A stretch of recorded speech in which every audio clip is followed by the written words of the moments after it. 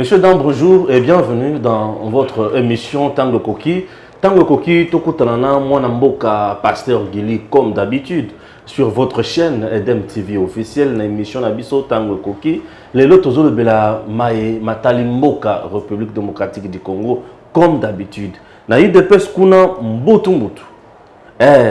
Batumusu Balobi qui est Kabound, Azara Kratia Kobongi sa candidature na 2023. Monsieur Sobalobi, azobongisa makambo na ye po azala pena ba député na ye na 2023. Monsieur Sobalobi azana guerre froide na Marcel Bilomande ba beti biloko wana na kati ndako. Mais batu musu pe ba kisi balobi ndako ya Kabunde za villa ezana ba caméra na kati. Comment expliquer batu bakokota caméra imo na bangote et moni kaka ba kiti na se. Chose un peu compliquée aujourd'hui. Hier toyoki sango ke Fachi a beti loboko na mesa mukolo ya samedi ya kovanda na bango pona kolakisa bango koloka ko retirer bango epai ya bato mususu babongi baza na JRT. Au-delà de ça, nani aza derrière ya mobulu nyonso pe baolinga nini. Au chapitre des réactions makambo bimi ebele.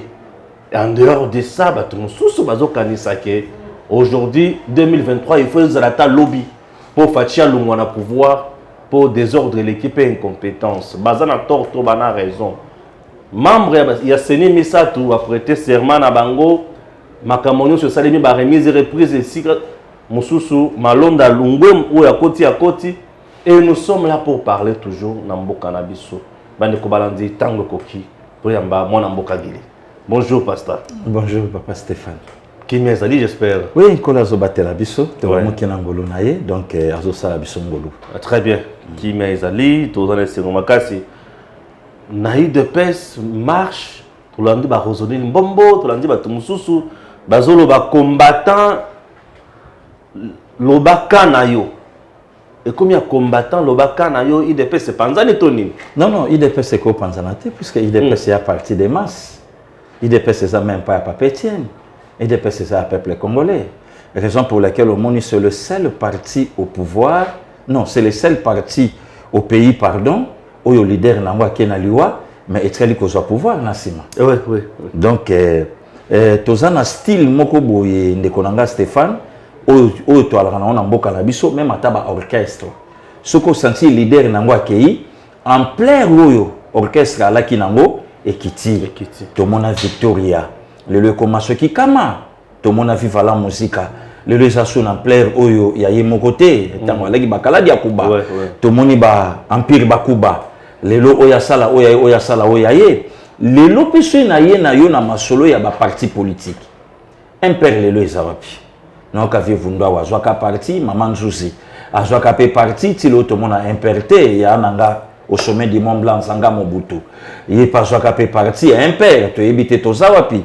Iferi porté disparu depuis mon ya Jean de Ngunza Carlibon. Ba PDC ya ba papa Iléo et Kenda mais UDPS Eza parti oyo leader nango politiquement accueilli et au pouvoir. Donc c'est tout un enseignement papa Stéphane. Yakolo Baker, IDPS eza parti lokola ba parti nyon sauté. Et attention aussi, IDPS eza parti au mutako betela motoloté. Lelo ngano to vandi na plateau oyambinga tant que combattant IDPS. Oui, combattant lelo mais est-ce que lelo Pasteur Gili a bundi ko le kabatum sur lelo par fatam suba en Angola. Les lois se retrouvent en Angola pour l'IDPS. Est-ce que Pasteur Gilia Bundi ko le katam suba combattant suba Hollande absolu les lois na poto. Les lois parfois moka ba kimisa eko non famille ba kimisa eko kimisa. Voilà. Donc il y a le baquet Pasteur Gilia ko be katoloté pour ça combattre IDPS. IDPS c'est partie des masses où ils ont de génération à génération. Ce que j'ai en plein ba kulutu na biso na bané 80 et quelques na ba campus. Donc ce ba yebio combattre IDPS aujourd'hui risqué même au kata même ata nan nayo donc ata chiki nayo donc il y a le baquet batua na génération les lobiso lobipé donc voilà IDPS c'est ko kabonate IDPS ko kabonate to landi ba message dans Facebook partout combattant pesaka na yoyo za kan wapi bon moto ya alobi yango na page na ye.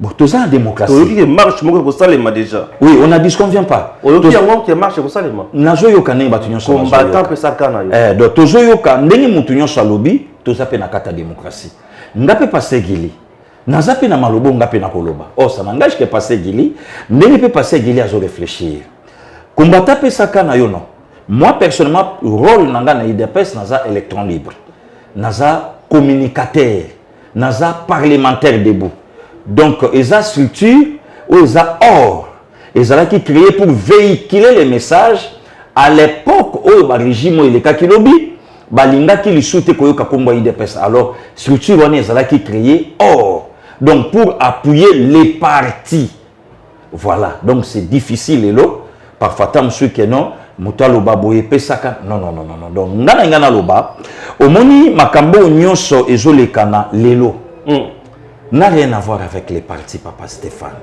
nga pasteur Gili na ba analyse na ndenge na kota ka ndenge na sololaka lelo nde to venu na plateau ba te belé ba pesi sur raison na makambo conseiller Marcelin yo moko tant que un intello représenter quand même peu d'esquisse bien sûr par rapport à ba armes non conventionnelles au betaki na vérité o yaki na mais voilà au moni politique o nga lelo pasteur Gili frère na yo na zolinga na mené na 2022. Très bien. Donc au moins c'est d'abord le Congo. Oui. Papa Stéphane, mutu moko ndimakate ke Wamulumba B52 Etienne Tshisekedi akokai kokota na avion moko na levier baba.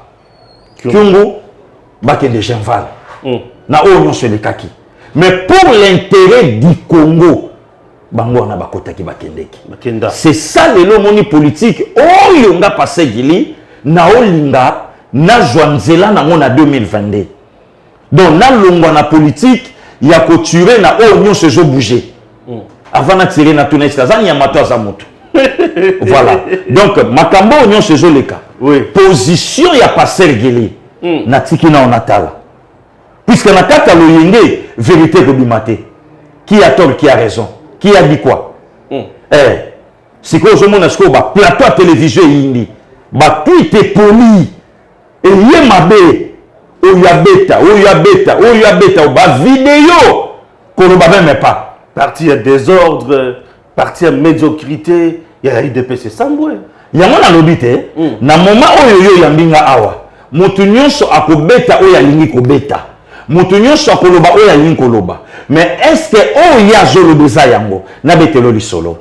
Ba auto tindelanga vidéo moko Nathalie, ndeko moko atelemi alobi tala ba pine na nga ya mituka ba toboli yango baloba que Jean-Marc pour na joie qui bandi boye alors cortège à Jean-Marc Kezoya na moni jipa simekiti et toboli yoka est-ce que Zoa salaka boye zo analyse ba tout est-ce que Zoa kuta sala boye est-ce que Zoa kuta salaka boye ah oui ouais ozo comprendre hein? Très bien donc ozo mona de chaque place auto okende parce que nga passer Gili oui na boyi na boyina kota na nzela o batu nyonso ba dit comparer bino balobi bino bokomi trop mordant que régime ya Kabila bon soki balobi biso to komi trop mordant wana ce que ska passer Gili à répondre Zoé sala boye kututé on a dit ce qu'on vient pas Dada Jeannette sala boye on a dit ce qu'on vient pas komi koloka ba nièce na koteli le président a Jean-Marc Kabundite OK na koteli le président Jean-Marc Kabundite mais nazo parler tant que communicateur électron libre au Ndeko Stéphane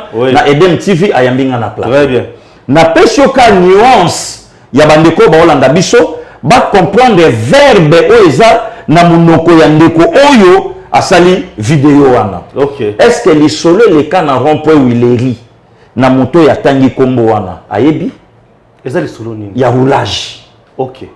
Est-ce que ndeko wana tanga lobi est-ce que Zoé kuta sala kaboye ayebi makambu kombo o ya tangi makambu sala na rond-point Wileri na roulage asala nini ayebi makambu o salama na retour ya Papa Etienne na élection ya 2011 na fin de l'année po omona ke il y a boire et à manger mais ka kokota na mozindo na to yeba ngana ngai na répondre ndeko wana o bazotinda na ba vidéo on a koloba makamuso eza yango te lelo so ntalobi ke IDPS eza parti à désordre lelo na bato muso ba dirige mboka 18 ans lelo bake bakomo loba makambo esalama na siège ya IDPS le 16 septembre 2016 IDPS asalango o batumba en plein 21e siècle papa Stéphane batumbi ba carbonisa j'ai perdu mon ami Buxon batumba yekuna nalobi bachak si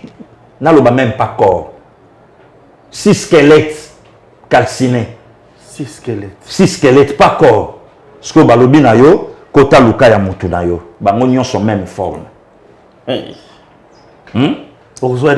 voilà papa Etienne alela bana ya batu maya miso ezotanga 6 cercueils ezobima papa Etienne alela bana ya batu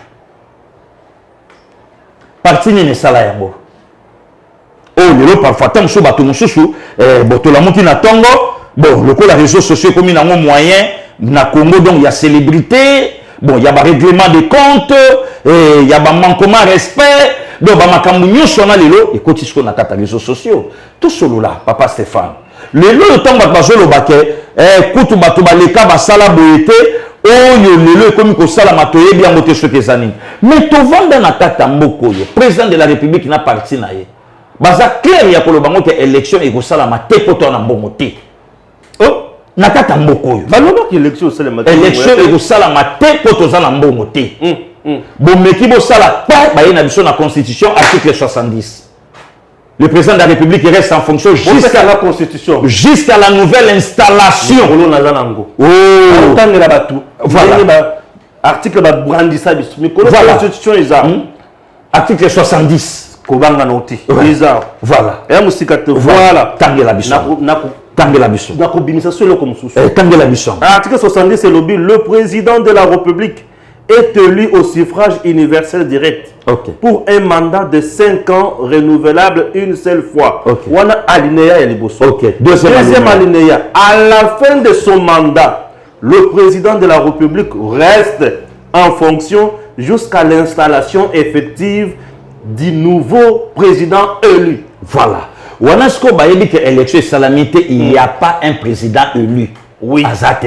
Donc c'est que le chef de l'État reste en fonction jusqu'à la nouvelle installation. Kabila a 2 ans. A 2 ans, il y a un co. Il y a les sous-sol le coup de l'élection. Voilà. Basta. On est à plateau sika. OK. Donc il y a là on a biloko o yolongobani. O ils ont arme conventionnelle. Voilà. Ils ont non conventionnelle. OK. Article 71. Voilà. Allez-y mon frère. Yoka. Babadi na ngoboye. Yoka nanu. Entre parenthèses, modifié par l'article 1er de la loi numéro 11/002 du 20 janvier 2011 portant révision de certains articles de la Constitution de la République démocratique du Congo. Le président de la République est élu à la majorité simple de suffrages exprimés. Or, en 2011, avant 2011, en 2006, le président de la République était élu dans la majorité absolue. À 2 tours. Voilà. Le papa est élu dans l'élection il y a 2011. Est-ce que IDPS Mutasalango? Papa Stéphane Toye na ba marche. Oui. Mbala liboso na histoire ya monde. Na Congo batuba marché sans gaz lacrymogène. Oui. Oui. Mbala liboso. Pe batuba simbami. Mais bato lelo ba tweeté ba lobby makambo nyonso lelo ba lobby na nazoya nazo répondre bango papa Stéphane bayeba que le 25 janvier le 21 ou le 25 to perda Thérèse Kapangala ouais le 25 février to perda Rossi après kokufa ya ndekonanga Rossi Chimanga Mukendi ndeko yo ba citaye à l'époque capitaine Karine pour les deux ans à bombarder puisque Aza déjà la condamnation naie. Oui, oui. Baye kolati ça y est pété la récompense. Wow. Major Karine. Ouais. Est-ce que on a eu des pèses? Non. Aujourd'hui, la personne est condamnée na makambo ya sala na pouvoir il y a 18 ans. Papa Stéphane, bato lelo bazo tuité IDPS parti à désordre. Lelo yonga na yo n'époque à Laurent Désiré Toyebaka mokulu na te. Nandenge mokulu na ezo banda na des cadres ya PPRD à l'époque balati bakimono joyeux bomaye président ya Ligue des jeunes le wana kenda azana parti ceux qui ensemble voilà mususu atikala aza député Eli Mutamo Wamba na kimono joyeux bomaye et jouer en plein reconnu. lelo yo bandeko nyonso baotala biso bafinga ngai Pasteur Gili que makambo zolo ba IDPS eza parti à bavoyou mais baboma un député na ville province ya Kinshasa ya MLC Marius Gangale en plein jour na wenza Selembao si le lot mon procès je parle avec son frère ya nanga ba mec kitoko aza na poto bango ya na bayagi procès Armand Tumbulu to mona yango te oui bango nyonso yo lobi ya Armand Tumbulu lelo yo mutaboma petit frère nanga la nuit du 5 au 6 juillet 2008 Daniel Botete Loleke. Est-ce que le Moutoumoko y a pouvoir... Le député provincial à l'époque. Voilà. Le Moutoumoko y a pouvoir à 18 ans appuyer peut-être la IDPS. Mais IDPS c'est ça partie à 2023, il faut y avoir Bazoko Kate. Bon. De ma casse. Bon, merci beaucoup. Moutounion soit en droit pour rêver. Naïbin de Kouana, moi si les Kuana, moi si à Moutoubapia qui a respect, à Tazaleki. Mais le quoi dans le terrain politique, il faut appeler des armes non conventionnelles. Bien sûr que oui. Puisque le lot donc nous avons traité le coup là adversaire. Le lot est pexi dans mon mouton sur l'autant d'auto. Est-ce que nous avons ce qui s'amaka? Et pexi mouton mon est arrivé. Tout le monde a appelé bande qu'on a biso na sa kopo. Azo rêvé naé, na se à noir, azo rêvé naé. Le lot tant à lobby que 2023 quelle contradiction. Batu muso e pas na bango balobi que Félix Azolinga élection papa Stéphane muso na vai na ngatika nga inde konanga unaka kubenga nga po matsanga mafuta batu muso balobi élection vous allez wana ka e pas na bango oui batu muso balobi que manœuvre nyonso oyo ezo sala makune pas faci a sala de façon que élection ezalate mais ndeko wana ya mwasi alobi 2023 e koma mbangu poto bengana batoyo c'est que faci est dans les bons. Donc, Fatia Zawana a omi mamboka na oyo batu bakipaki te. Yo qu'est-ce qu'on a répondre yo? C'est normal. Papa Stéphane, ndeko wana Francine Alobane o ya lobi. Mais to yebi yango bazala na élection na 2006 va voter bangote. Premier faux penalty. Oh, mais je te dis. Na 2006 va voter bangote. Va voter bangote. To ye na 2011. Ndenge moko deuxième faux penalty ba vota bangote nde place ye ko tangela biso article 71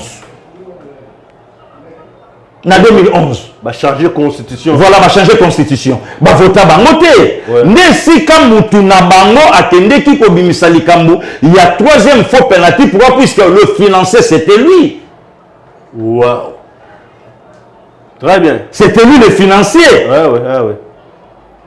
Vous comprenez? Donc, le lot va comme exemple, mon koboye, ou parfois, tant que non, mouta kopé sango. Mais non, bah, on s'est trompé. Est-ce que le lot Francine Mouyumba, Ndenga Zawana, le lot m'a toqué dans la urne en 2023, bango va voter bango. Mais c'est que génération nyonso, il faut koufa. Il faut baser l'appeler 50 ans. Comme ça, génération Oyekoya, et bon, ça n'a makambo et bango basalabiso. Nazongi sayo li solomo na Bible. Bible lobi pharaon oyo ayaka sans tenir compte ya bolamu oyo Joseph asalaka bango nde muta kotisaka Israël na kata boumbu n'Égypte. Donc il faut bazala na image wana. Donc il faut bazala nango que génération oyo nyonso biso toza il faut ekufa po bango baya ba voter bango ba ko voter nani. Kabila au pouvoir, armée la police, bas services spéciaux, tout n'a pas beaucoup na yé dauphin bimaté. Oui, dauphin bimaté. Quel niveau de malédiction? Bon, kaka awaban loroté. Kaka lelo, tu as dit que tu carte visa, grâce à mes nani, Alingé Teji, bien sûr, tu as dit que tu carte visa, tu as là, papa, tu as dit que tu fausse commune, na kombeta, comme Kabila pour comparaître, na kombeta, la justice, na kombeta arme non conventionnelle moko. Mais parfois na ko kangama. Pour ceux qui n'a frappé en osiko, ngana to ko ta ba problème. Ya solo. Que pourquoi mutu musu soit vanda silence ti lelo alobate. Ils étaient pas préparé coup. Mais ils étaient pour ba vandisa e ba kangisa e monoko. Catholique alobaka o azana mato ya koyoka ayoka. Pour ceux na bina frappé en osiko na minute oyo. Ba grand frère nanga ba Jean-Luc Chimbalanga fungoli miso abengi malise silo kido mais makambu nini o passé gili alobi soka frappé pourquoi mutu ana vanda sui akanga monoko alobaka te ba vandisa ye. Je te dis. C'est pas pour lui, moi, na bango que quitter le camp. to ya ngambo ya Congo batu wana bazo calculer binoté. OK. Nani a vendu ça? Non, kangise munoko. Nazo reconnaître chiffre oyoté, mais nazo reconnaître que natinda ka papa Stéphane, mais il fallait ajouter des chiffres oyo, mais na kamonenge bozo présenter ngai chiffre oyo. Papa Stéphane, tu évolué. Au moins lelo parfois tam sou mutu mususu akoyi koloba yamona ebisi nazonga siko toza epa ya Jean-Marc Kabund tomoni ba JR bitumba balobi bake ko panza ndako ya Jean-Marc Kabund tomona ki JR moko na mutuka bazo botola e munduki na ba policier balobi ke na mutuka wana ezaki mutuka ya soki nyesi soki nani soki mama ya nazo ba karate famille ya mokonzi ya mboka. Dossier on est allé Papa Stéphane Jean-Marc Kabund bazo bomaye pour nani maximum de respect. Oui. Na mapinga na biso ekolo. OK. Faut que battre la armée. Oui. Maximum de respect aussi na président Jean-Marc Kabund. Aujourd'hui n'est pas n'importe qui. Oui. Donc photos ala na mayele. Ya kokota problème moyo. Très bien. Il faut to bimisa noyau. Il faut to bimisa mukokoli ya manga qui a tort qui a raison. OK. C'est pas le moment. Na yebi réseaux sociaux. Réseaux sociaux bakendaka vite en besoin. Bateau baganga ki mamba 14 millions. Tant bachi bango deva fait accompli, bazanga ke loka koloba mboma miso beta. Na yebi réseaux sociaux.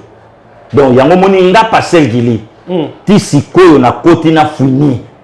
Na fuye, na luka. Na yeba, na kozaka na plateau na yo, na koyebisa yo. Mais biso nyonso to kende ndenge moko te. Aujourd'hui nga naza analyste politique. Donc tant papa Stéphane ayambanga po bateau bazo yokanga bayoka ba n'importe quoi te mais bayoka make non OK pourquoi avenir politique nanga ezo dépendre maintenant na ozo bima na monoko nanga yi. OK. Donc ce na lobi na loba lokwa batu nyonso c'est que biso nyonso le fifou de même sac. OK. Je ne suis pas le porte-parole du président Jean-Marc Kabund ni non plus de l'IDPS. Oui, nazape nakata armete Nazala peut porte-parole na bango. Mais du moins, je suis citoyen congolais. Voilà, il y a mon lobby que donnons le temps au temps à venir et s'ouvrir yango moko. Comme ça, même à temps na lobby te, okoyoka vérité. Pour batouso baloba que Jean-Marc Kabund a comme habitumba na famille Tshisekedi pour Zolinga kozala candidat président en 2023. Bon, Kolinga kozala candidat président en 2023, je ne sais pas. Puisque la Constitution est mon konzamboka mandat moko renouvelable une seule fois. Donc, oyebi mboka na biso. Mboka na biso Jean-Marc Kabund candidat président, Fachi candidat président pour nani? Non, non, non. Mais actuellement, Constitution est Fachi pouvoir ona. Donc, tout le monde na biso na kata ba illusion, o lelo bato bazolo bango. Tout le monde appelle na kata ba illusion ya o bato bazolo ba que non Kamere sera premier ministre.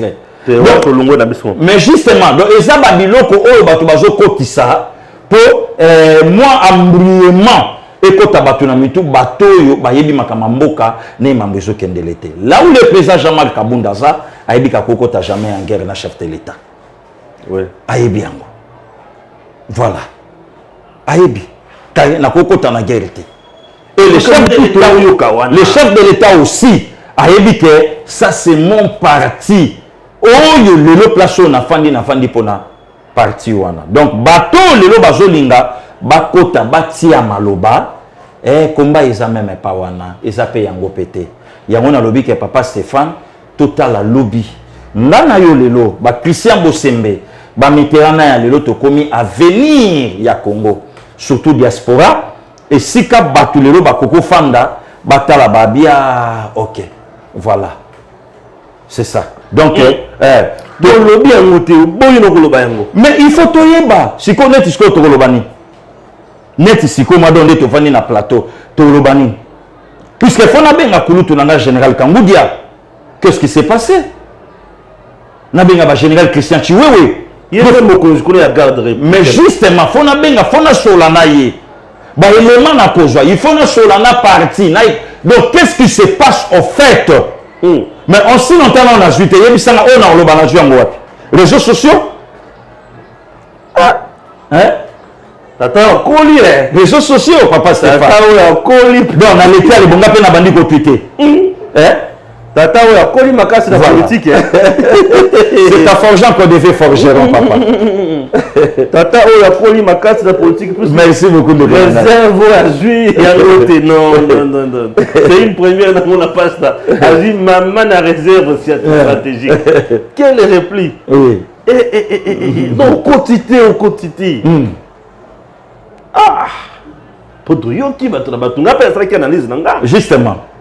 C'est normal, les citoyens congolais. Moi, je suis indépendant. Oui. Non, une partie. Non. Moi, ma vision. Yo, ça nos quatrième pouvoir. Ah oui, j'ai fait mon analyse. Ok. Mais yo, si il pas y avoir la banane au Canada, il est comme sous. Bon, au PC Kaka, il est le Congo. Ok. Au PC Kaka. Mais au bateau, on a causé là au PC Bangote. Te, bayebi na bango. Papa Stéphane, on a non tovana na mboka ndeko mo na pota sala vidéo na moto kaole la bateki Congo. Ah, te kababa. Siko yo tuna ndeko wana bateki wapi? Lelo tuna bandeko na nimbo. Donc ezana mutu mo abenganga lobio mazoba fachi. Ata zo sala boyo go mona onka bien. O ti ya zo bana ya na Congo te. Ana poto. Au bangi garde républicain va beto film. Non, même pas naza citoyen congolais. Même pas. Au bangi na parti Jean-Marc Finao. Même pas. Est-ce que oui ba même rôle na parti? Si Pumbulu. Soda Mulongo na Soda Mulongo. Attends, les PKP te mo réseau pour les atteints. Oui. Nana pété mo réseau pour langa na les PKP. Bon ba bazolo ba ke Jean-Marc azana guerre froide na nani Marcel Milongo. Bazape na torte. Ba yede sika ba épuisé yango. Parfois ba pose à peine raison ba na torte.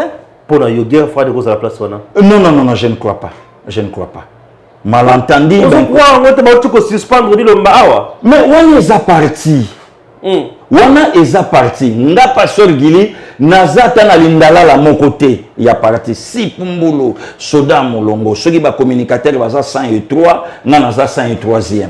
Est-ce que qui est na Joseph Kabila ko répondre na makambo ya Chebeya? D'ici là la justice va lokaye. Mais c'est ça maintenant l'état de droit. Wana siko réseaux sociaux ba otchela mo makele l'été. Wana batu ba kolobe lango te. Olebi Herman Cohen alobaki dans une année vous ne parlerez plus de Kabila. Effectivement. Herman Cohen. Alors peut-être ba ko kabwana. Alobaki bon revient même pas sur la coalition. Coalition na eko kabwana et fachi à cause de la majorité ou ya ko travailler nango. Mais batu ba weli ko ça la commentaire tant Herman Cohen a longé Dakar et pas Macky Sall à s'envoler n'Angola pour écouter dans Lorenzo. Au lieu des réseaux sociaux, na Herman Cohen à reconnaître Bissoté. Il fallait après Sénégal, à passer par Kinshasa et puis Luanda, à Kenyemoko, patati patata. Papa Stéphane, je te dis vrai, mon frère. Bozana Moussale Belé Yakolakisa Bisso. Vous les journalistes. Makambo Belé Toyebi Yangote. Oui, il y a ce qui est curieux, même Nabino Bandeko Nabiso, ma journaliste, Bokoti Nakata mouvement. Tozala qui a en République démocratique du Congo, na yon de Konanga Stéphane. Il faut tout le monde à clair dans l'Ikambwa Chebeya. Chebeya Kokende Kaboete. Il faut tout le monde à clair dans l'Ikambwa Chebeya. Procès à Chebeya Yango Eza. Batu Bazape Wapimpiogi.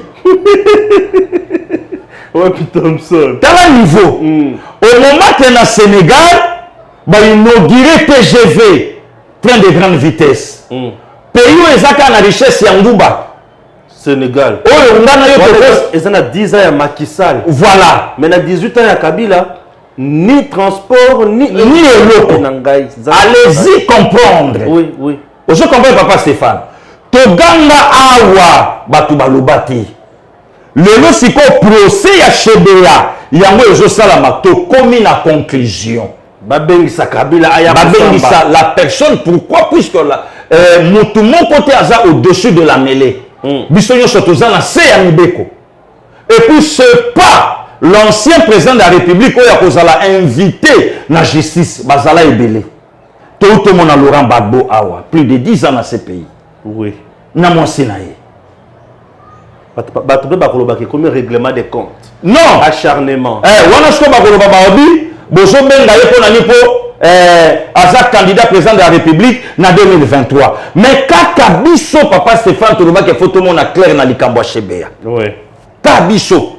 Tout le monde est clair. Tout le monde, il faut tout le monde clair. Dans les Kamba Chebea, activiste à droit de l'homme, à quoi qu'il y ait les lots, si quoi y clarté, il y a un bandit qui y a.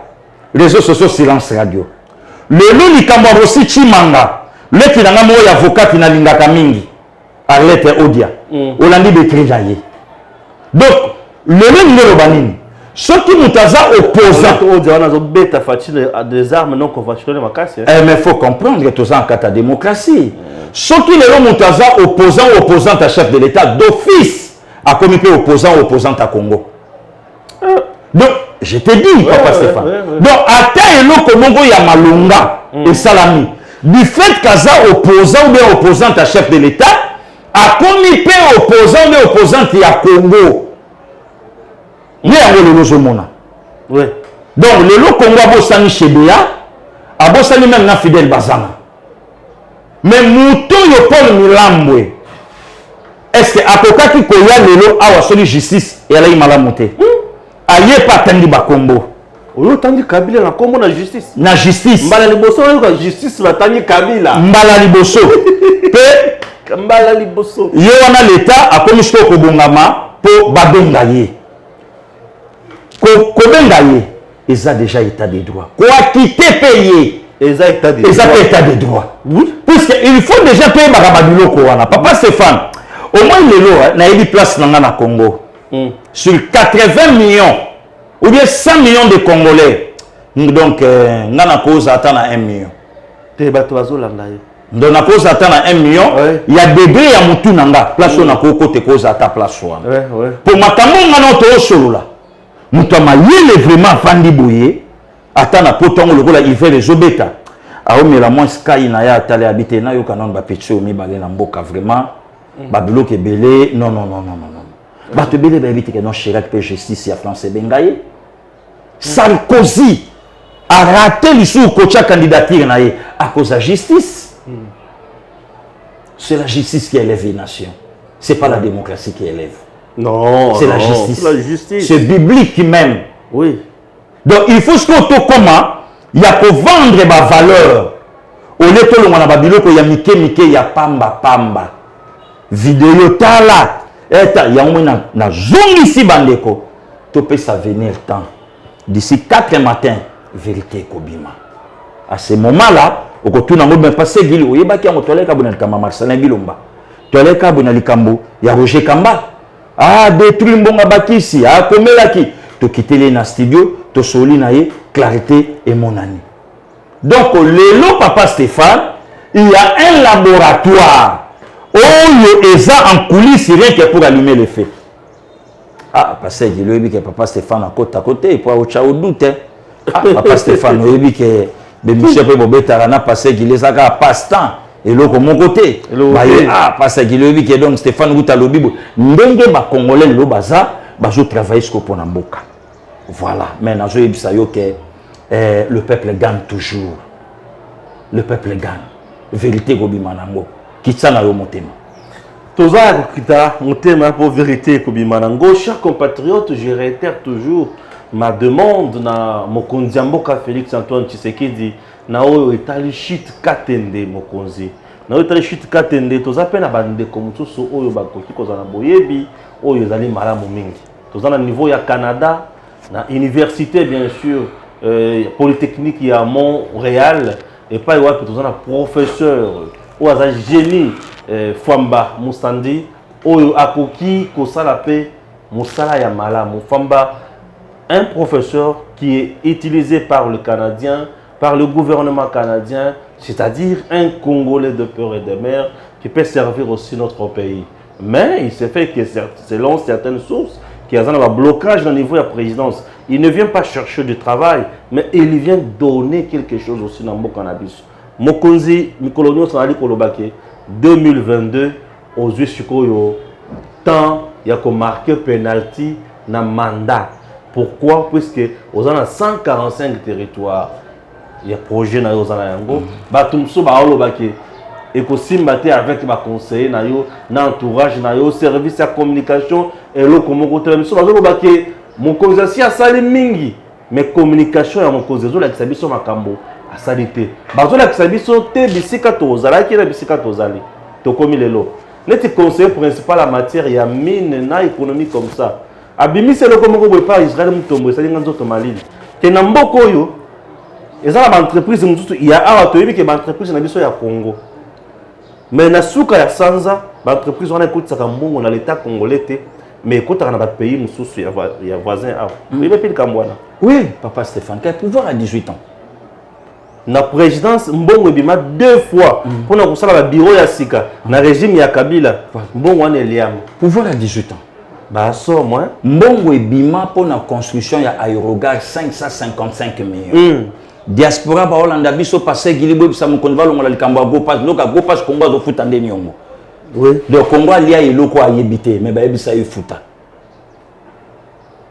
Alia eloko wa ayebite mais ba ebisa yifuta. Ndi Congo zo futa sikoyo. Wana mboke na aéroport ya Okatanga kuna ezana ndeko moko atina chinga vidéo alobi bato bazokota la chinois ba indien bazokota kuna bambila oyo bazana kata aéroport wana ba contrôler bango te basala ka bato wana balekela par salle d'attente te consort bisika côté ba ko contrôler bango ba olekisa bango côté mususu bato na bakota kana nini consort on ne sait pas. Ah, là je ne sais pas wana ce que fona na kota pe na benga bandeko ba na Katanga précisément na aéroport vérifier puisque tozana bango comme ça wana to lobelango sou bien. Le lezali le 14. Oui exactement. Férié ezo banda pona le 16 le le 17. Donc lundi na mardi. Non, lobby samedi na lundi mardi tozongeli musala. Mardi tozongeli musala. Bon. Batouana bazami balé, enfin on a notre courant Gims. Batouana bazami balé, on peut terminer bien sûr notre émission comme on a commencé. On se retrouve après demande au Yandeko Kalonji TV. OK. S'il vous plaît, aidez Edem TV. OK. Ils ont besoin du matériel. Si vous aimez Kalonji TV ou bien vous aimez Kalonji Wamolumba, vous avez une possibilité de trouver l'ordinateur. Trouver, je ne sais pas, l'appareil photo Canon aux alentours de $1000 ou $1200. Faites-le, aidez ce jeune frère. Il est en train de faire du bon travail avec son frère, son confrère Eric. C'est ce que je peux vous dire. Ils ont les gens qu'ils emploient. Ces gens-là ont besoin d'avoir un $10, un $5. La vie à Kinshasa est lamentable. Voilà ce que je peux vous demander. Faites-le à mon nom. Merci de nous avoir suivis. Ezaya Beno Kalonji Mulumba avec notre bien-aimé Stéphane. Merci beaucoup. Voilà. Musée na Lumumba. To bandana na Lumumba. Lutte ya Lumumba zo rappeler yo nini. Lumumba kotisi bolamu nini. To akoti pe malheur nini na mboka na biso. Papa Stéphane d'abord merci. Nangana yebisa yo ke tozana 2 personnes.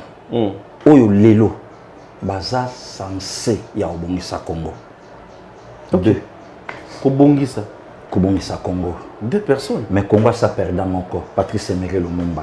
Né dans les années 1925, massacré le 17 janvier 61. Massacré. Massacré. OK. La deuxième personne, censé à Kobongisa Congo, c'est l'actuel chef de l'État. Félix Antoine Tshisekedi. Né quand? Né le 13 juin 63. Le 13 juin 63. Bandes qu'on a Lumumba. Lumumba, c'est un leader. Un leader a une compétence où le bâtonnier sauté bako talelaye, qui est très intelligent. Na oka bâtonnier sauté benga kader utatangate tout ça. Bona boy. Ba leader bala bongo. Na ko memayo même na ba exemple moko ya pamba ya bale pona ya kozonga puisque émission na ngana yo et comme éducatif. Donc bato bakoma ko fanda bakoma on la. Ba ola na bakambo ba découvrir. OK. Oyebi ke Bitter, il y a Coupe du Monde à 82 en Espagne, Paolo Rossi, l'Italien, a autotika biso année passée. Oyebi ke na sélection ya Italie à Zalakate. OK. Oyebi ka alaka na boloko. Mais abima rien que pour la Coupe du Monde d'Espagne 82 et Bitter a fait ça Italie coupe. Le diable Paolo Rossi. Oyebi France 98, oya bazizou. Oye joue Coupe du Monde na Brésil. Oyebi que France a compté na 2 joueurs ya pamba, Eric Cantona na David Ginola. Oh, tant baye ko joue coach na bango Aimé Jacquet, alobi batona obino bochi rien na bobimisa ba joueur nanga dans les rien. À l'époque, ba Thierry Henry banon ba loko a obeta na Monaco. OK. Zizou loko a obeta na Bordeaux. Thierry Henry nani Aimé Jacquet pardon a constitué équipe naie Thierry Henry Bitter et à France na 98 Zizou meilleur joueur donc nana lobani par là Lumumba fit un leader Lumumba joue bouilla politique batebele ba éviter papa Stéphane mentor politique à Patrice Emery Lumumba c'est Kwame Nkrumah. OK. Le tout premier président ghanéen Kwame Nkrumah.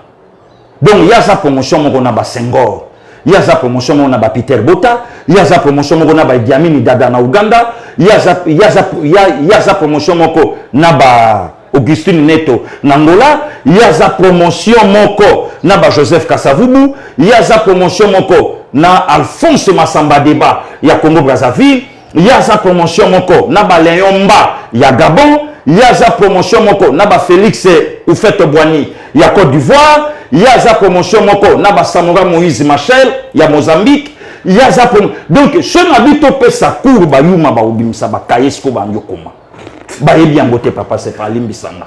OK. Ba yebi yangote Pasteur Gili. oui mon frère ba yebi yangote Ouais. Lumumba tanga sali voyage na ye na Accra ake komona un ami de même âge que lui, un leader ghanéen Kwame Nkrumah. Lumumba tala dit mais non, un modèle pour Nanga. Lumumba pas bandi pour rêver révolution na katamboka na ye.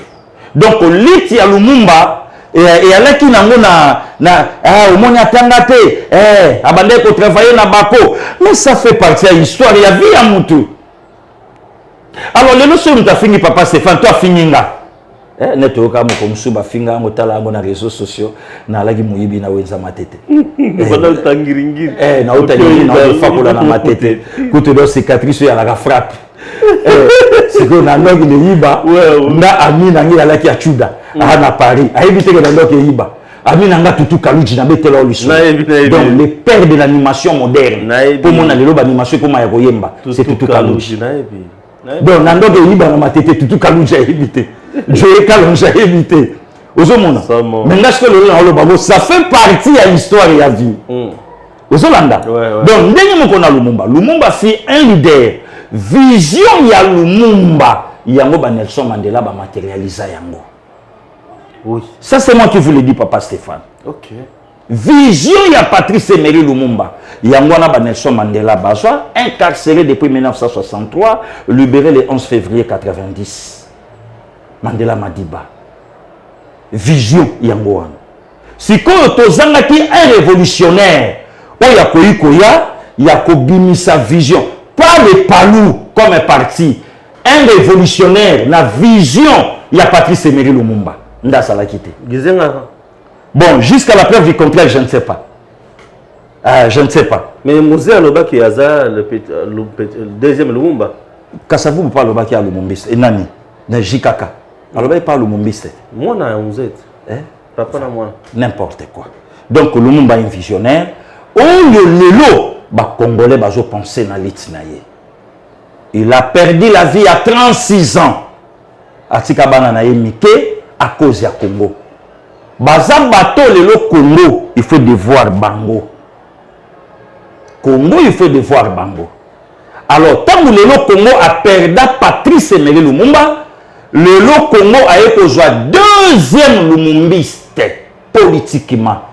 Félix Antoine Tshisekedi Wamulumba. Batubako Kamababi, mais il y a ça moutaï d'épaisse. N'a précisé politiquement, puisque la personne qui a incarné la vision de Patrice Emery Lumumba sur le plan politique, c'est Etienne Tshisekedi Wamulumba. Politiquement, la révolution. Qu'on menait déjà révolution n'a pays où le premier et le deuxième président, il y a un pays africain qui sont dictateurs. L'Afrique du Sud, Peter Botake, Frédéric de Cléraillé, un dictateur. Na Gabon, Léon Mbakei, Omar Aye, un dictateur. Na Togo, Tipo Baboma, en 1963, le sergent Étienne Yadema, Aye, un dictateur. Malgré Tilelo, na Cameroun, Bazakaka, na l'unique, le seul, le véritable président. Tilelo, l'ancien, Azakaka.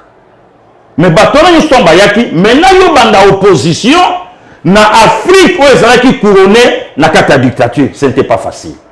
Wa Mulumba. Wa Mulumba, oui. Maintenant, ce qu'on peut comme sa vision, Tinasuka, aujourd'hui Fachi, est au pouvoir. Donc, nous sommes les alites ya Mouzete, les alites ya Maréchal Mobutu, les vision où il fallait maintenant matérialiser vision ya Patrice Emery Lumumba. Mouzé un libérateur, oui. Mouzé un libérateur, non. Pourquoi? Oui, Papa Stéphane, merci beaucoup. Un libérateur, pourquoi? Puisque le monde, Bazala qui déjà n'a pas verti tout, il y a Maréchal Mobutu, c'est difficile à 6 années 97. Maintenant, qui va le remplacer? Donc, on risque même pouvoir être un généraux. Mayela Kangango, Elukia Kangango, Likulia Kangango, son fils Kungulu, Mobutu à Kangango, voilà. D'ailleurs, sur le plan politique, ce n'était même pas Moussende Mutangwa aux chef de l'État. C'était le Viengandu. Qui c'est ça? C'était le Viengandu. Wande batu babomaye na marche na bango. Bazoya. Parce que biso to kokende na mboka batu, sa mona mboka, to sa nini, yozala aletoke. Est-ce que ezala qui une libération? Ou bien le lot mawakambo, nyon sur le lot tokomi ko vivre le lot, c'est la prophétie de Papa Semo Kimbangu. Mokonzi ya misatu. Akoya na dévolé, akoya na bapaya. Oyo ya mine kaka na kati ya misatu wana, akoya kosomba bandaku. Oyo ya mine ya mobimba koya, ye mutakoya kocha kimia na mboka makozala na bitumba ebele pe ya makasi. Donc le deux Kabila, Bazaka na troisième président, puisque c'est la continuité du pouvoir. Le quatrième, c'est le chiffre de la grâce, comme chef de l'État. Or, na kati ya trois présidents, na kati ya deux présidents Kabila, baye na deux alinéas. Moko ye na bapaya, moko ye kosomba bandaku. Oyo ya mine yende mutakoya, akocha kimia na mboka me akobundisa mama kasi ya kolonga. Wana Fachi. Et prophétie, yaba kimbangiste suka wana. Soki na kosi, Papa Stéphane, je ne suis pas kimbangiste. Mais, to yebilit, ya Papa Simo Kimbangu. Ba kimbangiste bazolanda biso, partout dans le monde, ba contredire makambo ngana lobi. Voilà Papa Stéphane. Fachi aza, muto aza na lutte ya Lumumba politiquement, ndengeni na nini aliko sala. Politiquement, pourquoi? Puisque aye, a matérialisé un mot congolais azala totalement libre. N'est-ce le monde pensaki. Ouais. Totalement libre. Libre, oui. Les lotos ça une mission. Ngano non to bimi bamboka ya bapayate, mais bandeko nyon so bali banda le loba yebiso valeur au Congola combien nango bisika azali. Ba yebisayo. Valeur le lo Congola combien nango bisika azali. Non non contredire nga. Le lo Congo a côté na espace au Congo azalate. Ba Cap 26 ba o soginini nyonso wana Congo azalakate. Le Congo était inexistant na betela ko lisolo ba tunso bazolo ba ke ba pesa Afrique d'ici d'autant biso to 500 kaka ya pamba. Est-ce que tozo ka yango liboso? Pourquoi pas tozo ka yango? Des questions quand même er mon peut to fani photo mituna. Donc lelo pona ba yoro na biso na mibale Congo azokanisa bango ko bosana te. Motonyon so aversa makila na epona moko. Vous êtes fier pour Mosé Laurent Désiré Kabila? Oui, tant qu'un citoyen congolais, et notre troisième président de la République. Donc, le long de Konanga Stéphane, il faut to kanisa kaka bato batangisa makila pona mboka. Donc, le kola mboka zo kanisa bango 16-17, biso peto zo kanisa bango. Biso peto zo kanisa bango, ça nous fait normal du bien, na fierté nyonso. Mais na liwa ya musée. Vérité nous a kanango, liwa ya musée. Jusqu'à la preuve du contraire. Naïba point de presse moko ancien président Congo à Salaka. À l'époque, Alain a porte-parole pour tout le monde à Lingaramingi le vieux Kudura.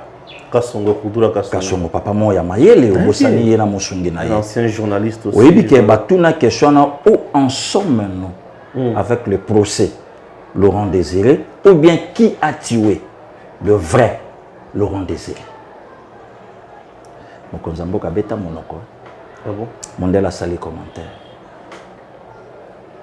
Abi, voici le chef de l'État, difficile à répondre dans la question qu'on lui a posée. Il était très mal à l'aise. Hein? Très mal à l'aise. Ah, bon, il faut vérité, Bima. Puisque Azalaki, 3e président de la République démocratique du Congo. Oui. Lobi bana soye batoni bisonga na oto lobani. Qui est musée à Koufandengeni. À Koufandengeni. Au moins que tata Bouzoba. Puisque ça fait partie de l'histoire à Mboka. Bien sûr. Oui, que tout ça même eluka koloba. Voilà. Donc tout ça peine pour ça vérité et bana na moto ya boma président, non seulement président mais tata pe ya président. Oui. Voilà. Oh là, oh là, oh là, oh là. Nani a Kabila na pouvoir? Kabila Joseph. Bon, selon la succession wana. Selon analyse à Pasteur Guili, au moins l'homme qui a mené campagne de diabolisation à Poto, Charles Michel. C'est le fils de Louis Michel.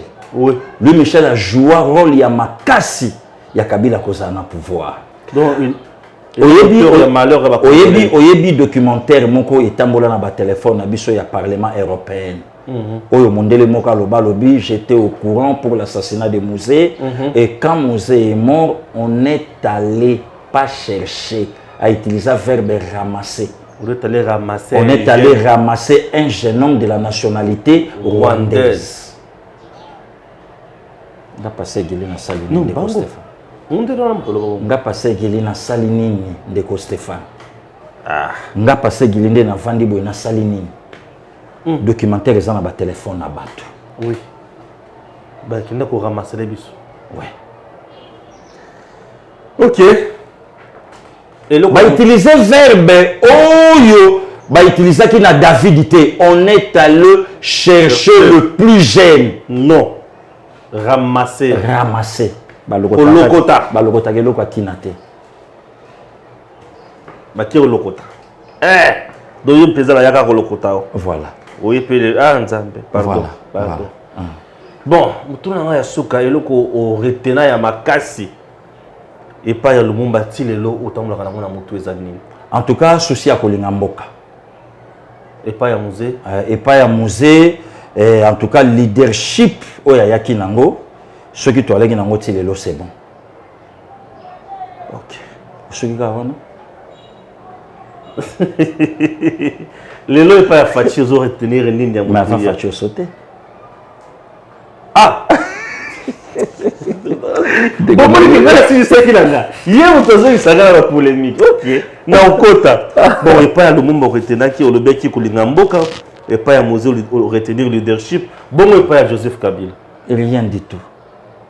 Rien du tout. L'homme qui a la passion du Congo. Rien du tout. L'homme de 5 chantiers. Rien du tout. A incarné président mon côté Afrique, ma vision. Joseph a incarné président à mon côté. A incarné mon côté. Nayoka baloba na biso que c'est un panafricain, a incarné pardon ba Thomas Sankara mais non, on est à blasphème. Ba Burkinabé ba ko porter biso plainte na tribunal international. Tini? Oui, oui. Oui. A incarné Thomas Sankara. Même pas. Pourquoi? Même pas ni de près ni de loin. Thomas Sankara kufi pona Congo ti lelo ndako Thomas Sankara ya tata na ye ezali bandeko na ye ba photo ezali atika yelo côté rien que pona Burkina Faso Thomas Sankara moto aye na Burkina Faso pays des hommes intègres aye ko komisango aye ko bongisa de façon que mbongo oyo ba artiste politique ba zwaka to sango pona ko bongisa nani.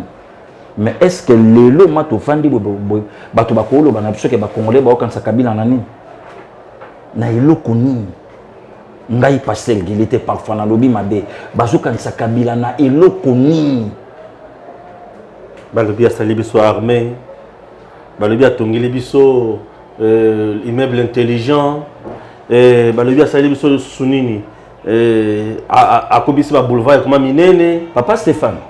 Est-ce que oyebi pourquoi Congo constitution? Est-ce que oyebi pourquoi makelele ya ba conseiller chef de l'État ezobi makebazo détourné? Na évité. Pour Fachi azokota na kopo wanate.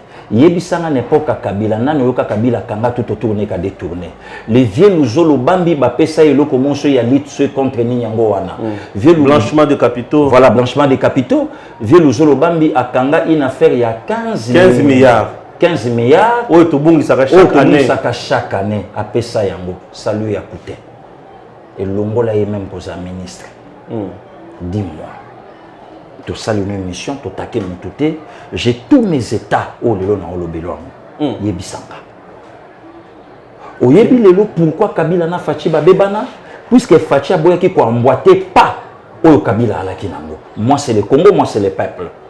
Ndelo ko sa Kabila na Fachi babebana. Ndelo ko sa ke ba yokana te. Ce qui peut ba yokana ka. Ndepe lelo Fachi aza na 100 carré minier na ye. Alia kapela. Mais tant que Bebanaki, oh ya lobi okende bongana kenengana ta la peuple. Yango lokopé na ebisio rien que pour na ba conseil. Soko zo mon ezo simbate pour conseiller mon côté azo memela mo konzamboka paquet. Mais bazolo ba pe ki Fachi azoko kanga bango te po ba. Azo pesa bango ezo. T'en fais pas. Tu ça la émission très bientôt. Moussa les zo tu Moussa les zo sala manase. Ba kombo ezali. Ba kombo ezali o ya to ba ko kanga kalate. O ba to ba okanga. Nazo confirmé yo. Na confirmé ça. Na lobi na yo na confirmé. Ba to ba lobi ki Fachi alali. Na lobi na yo na confirmé yo. Projet o eleki pa na bino, o eleki pa na biso. Oui. Bientôt les têtes vont tomber. Ba to ba kanga partie émission tango yo sala mabaka ni sa pasteur Gili. Merci papa Stéphane. Merci et à très bientôt. Merci.